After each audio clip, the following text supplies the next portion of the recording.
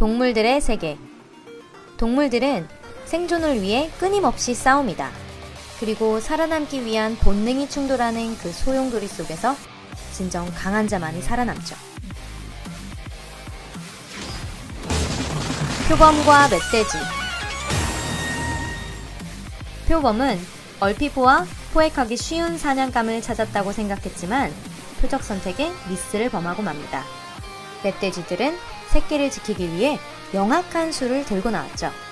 사방으로 분산한 멧돼지들은 각 방향에서 표범을 덮쳐 표범의 주특기인 반사신경을 활용할 틈을 주지 않습니다. 아마도 표범은 이번 싸움의 교훈을 오랫동안 잊지 못하겠죠? 사자의 프라이드와 기린. 동물의 왕이란 이름에 걸맞게 그들의 식욕은 정말로 대단합니다. 하지만 어째서 이들은 4m나 되는 상등 고기를 앞에 놔두고 허약한 소들을 사냥해야만 했을까요? 어쩌면 이 사자들은 그렇게 여겨지고 싶지 않아서 기린에게 도전한 것일까요? 하지만 이들을 기다린 건 절망뿐이었습니다. 모든 프라이드를 걸고 덤벼봐도 기린에게 이렇다 할 데미지를 주지 못했죠. 기린은 아주 조금 놀란 눈을 하고 있을 뿐 꼬맹이를 다루듯 가볍게 반격했고 어떠한 두려움도 없었습니다. 다른 영상에서처럼 기린 발굽에 차이지 않은 것만으로도 사자들은 충분히 운이 좋다 말할 수 있을 거예요. 그렇지 않았다면 일의 전말이 이렇게 유쾌하지만은 않았겠죠? 이쪽은 운이 나빴던 사자의 영상입니다. 기린의 긴 다리와 힘찬 점프로 사자는 덤벼들지도 못할 뿐 아니라 큰 데미지를 입고 있습니다. 상상해 보시겠어요? 기린의 파워풀한 발굽으로 사바나의 대지 위에 짓밟힌 사자가 과연 어떻게 됐을지는요. 화난 황소와 말. 2012년 스페인 세비야라는 마을에서 전통 투어를 하던 중 경악스러운 일이 일어납니다. 미쳐 날뛰던 황소가 갑자기 말을 공격하고 밀어 넘어뜨리더니 풀로 찔러서 죽이고 만 사건이었죠. 관객들은 그저 그 상황을 보고 있을 수밖에 없었답니다. 다행히도 말을 타고 있던 투우사는 미쳐서 흥분한 동물들 사이에서 눌려서 찌부러지거나 짓밟히지도 않아서 기적적으로 살아남았다고 하네요. 코끼리와 들소. 코끼리는 인간과 친밀하고 평화를 사랑하는 동물이죠. 하지만 지구상의 생물이라면 아무래도 가끔씩 정신이 나가는 일도 일어나겠죠? 그리고 그게 만약 코끼리에게 일어난다면 아마 이 땅에 코끼리 이상으로 공포스럽고 파괴적인 동물은 찾을 수 없을 거예요. 코끼리는 왜 분노한 걸까요? 코끼리에게 전혀 해를 끼칠 일 없어 보이는 송아지만한 들소가 어떻게 코끼리를 도발했는지는 알 수 없습니다. 처음에 들소는 화난 코끼리에게서 도망치려 했지만 틈이 전혀 없었죠. 몇 톤이나 되는 코끼리는 있는 힘껏 몸을 부딪히고 공중으로 들어올리기를 반복합니다.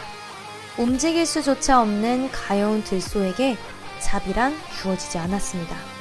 간신히 숨만 붙어있는 들소가 마지막 숨을 거둘 때까지 공격은 계속되었습니다. 족제비와 갈매기. 족제비는 그저 작고 귀여운 동물로만 인식되어 왔죠. 실제로 그렇기도 하고요. 하지만 이 이야기 속에 상처 입은 갈매기만큼은 아마도 그런 생각을 버리지 않았을까요? 육식동물인 갈매기는 설마 자신이 족제비의 먹이가 될 거라곤 생각지 못했을 거예요. 그것도 물 위에서라면 더욱더 말이죠. 교활한 족제비는 갈매기에게 접근해 익사시키려고 합니다. 갈매기는 족제비를 찌르며 반격에 성공하지만 부상 탓에 날아오를 수가 없었고 자신의 목숨을 지키기 위해 끝까지 싸우는 수밖에 없었어요. 족제비는 포기하지 않고 어떻게든 갈매기를 잡으려 했지만 긴 시간에 걸친 필사의 싸움 끝에 결국 백기를 들고 맙니다. 지네와 타란툴라. 생물들 중엔 기분 나쁘게 생긴 녀석들도 많이 있죠? 지네가 그 대표격이 아닐까요? 무려 30cm나 되는 이 지네는 호러 영화에서 막 튀어나온 듯한 모습입니다. 지네가 자기 영역을 순찰하던 중 설마 만날 일이 있으리라곤 생각지도 않았던 타란툴라를 발견합니다. 지네는 번개처럼 빠르게 성공했죠. 생각할 틈도 없이 타란툴라는 순식간에 지네의 소나기에 걸려들었고 이제 타란툴라에게 남은 건 길고 고통스러운 죽음밖에는 없겠죠. 블랙맘바와 몽구스. 모두가 잘 알듯 블랙맘바는 굉장한 맹독을 가진 뱀입니다. 한 번 문 것만으로 수시간 내에 사람을 죽음에 이르게 할 정도입니다. 하지만 그런 블랙맘바도 몽구스에게 있어선 그저 만난 식사거리에 불과하다는 것이 밝혀졌습니다. 블랙맘바의 위협과 맹독으로 인한 죽음의 리스크는 몽구스에게 아무런 방해 요소도 못 됐거든요. 멋지게 뱀의 일격을 피하고 척추를 끊기 위해 잽싸게 머리를 잡아채 흔들기 시작합니다. 그리곤 아무 일 없었다는 듯 블랙맘바의 머리를 물어뜯어 버렸죠. 다람쥐와 뱀. 이번 리스트에서 다람쥐가 등장할 거라고 예상하신 분들 계신가요? 대체 왜 이 다람쥐는 얌전히 도토리를 까먹는 대신 뱀을 습격하게 된 걸까요? 처음에 뱀은 이 제정신이 아닌 다람쥐로부터 숨으려고 했어요. 하지만 이 집요한 공격에 결과적으로 참전하게 되었죠. 뱀에게 수차례 물린 다람쥐는 항복하는 듯 보였지만 당돌하게 반격에 나섭니다. 다람쥐는 뱀의 머리를 물어뜯기까지 하는데요. 그걸로 끝이 아닙니다. 피에 굶주린 다람쥐는 뱀의 몸통까지 물어뜯어 상처투성이로 만들어버리죠. 어찌어찌 죽음을 면한 뱀은 결국 도망치는 데 성공합니다. 코요테와 늑대무리. 상식의 범주를 뛰어넘는 일은 굶주림에서 비롯된 경우가 많습니다. 누군가의 포획물을 꽁으로 얻고 싶어 안달난 코요테는 죽은 동물들을 복원해 공짜 고기 만찬을 즐기기로 결정했죠. 하지만 한 입도 못 먹은 고기를 간단히 뺏길 리 없는 늑대무리들이 코요테에게 선공을 펼칩니다. 늑대들은 마치 코요테를 기다리기라도 한 것 같아요. 보세요, 이들의 사나운 눈빛을. 늑대들은 무서운 속도로 코요테를 포위해 자비 없이 해치워버렸어요. 코요테에게 살아남을 기회란 조금도 없었습니다.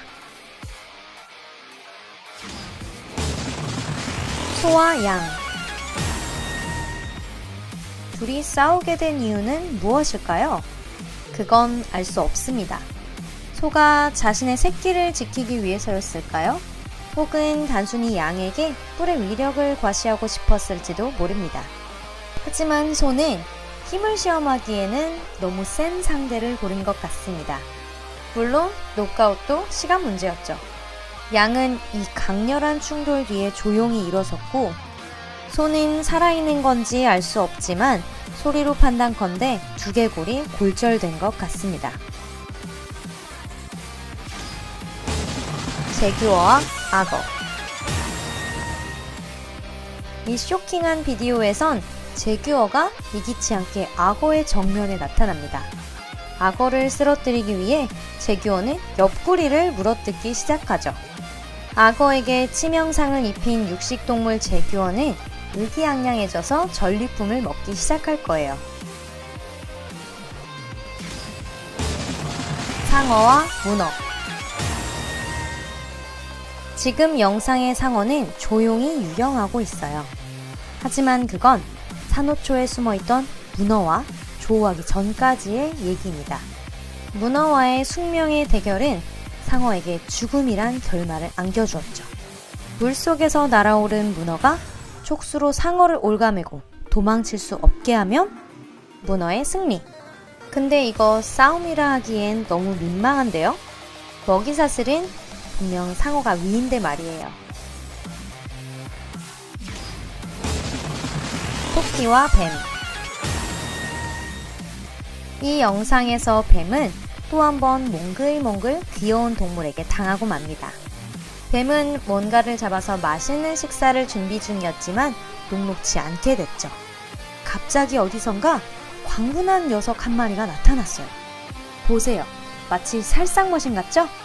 뱀은 뾰족한 수가 없이 그냥 도망치려 했습니다. 하지만 토끼의 포획 본능은 이미 발동되어 피를 원하고 있었죠. 뱀은 토끼를 물어보려 하지만 토끼 털이 갑옷처럼 보호해주고 있어 수포로 돌아가고 말아요. 치욕을 맛본 뱀은 결국 전장을 뒤로 하고 맙니다. 사자와 버팔로. 마지막은 감동적인 구출 장면으로 마무리해볼까요? 보다시피 사자는 버팔로를 죽이려 하고 있고 의도한 대로 마무리돼가는 듯해요. 싸움에 진 버팔로는 풀썩 쓰러져 아무래도 대항할 힘도 없는 것 같습니다. 그런데 그 순간 브레이브 버팔로 무리의 충실한 형제들이 구하러 와주었어요. 사자 스스로도 승리를 확신해 의기양양하고 있던 바로 그 순간 일어난 일이었죠. 여러분에게도 괴로운 순간에 이런 일들이 찾아오기를 바랄게요. 서로를 구원해주는 삶, 멋지지 않나요? 시청해주셔서 감사합니다. 그럼 다음 시간도 기대해주세요.